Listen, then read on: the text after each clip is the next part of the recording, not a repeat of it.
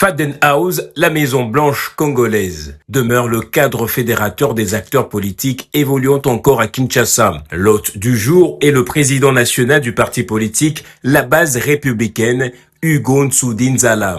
Dans sa mallette, sa proposition sur la situation que traverse la RDC. Pour ce rappel, il s'agit notamment de l'élargissement du mandat de la MONUSCO à la surveillance des travaux frontaliers avec le Rwanda et le Burundi, de l'ouverture du couloir humanitaire et économique dans les provinces du Kivu, ainsi que du rétablissement de l'administration civile dans les zones affectées par l'insécurité. Le plan prévoit également l'élargissement des négociations de Doha à l'opposition politique non armée et la révision de certaines dispositions de la résolution 1823 du Conseil de sécurité des Nations Unies. Un signal fort, précise le secrétaire national chargé de la communication de la base républicaine, Caleb Kankou.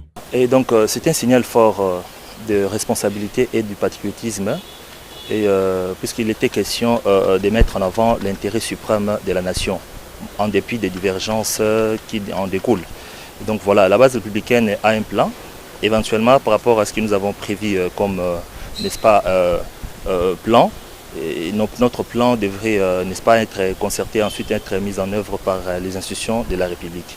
Donc cette rencontre illustre la volonté, n'est-ce pas, de mettre en avant la sécurité des citoyens et la stabilité de la nation, en dépit des considérations partisanes. La base républicaine milite également en faveur d'un projet de constitution républicaine centré sur la souveraineté du peuple. Cette initiative marque le début d'une série de consultations auprès d'autres leaders politiques à la suite du point de presse du 19 janvier dernier.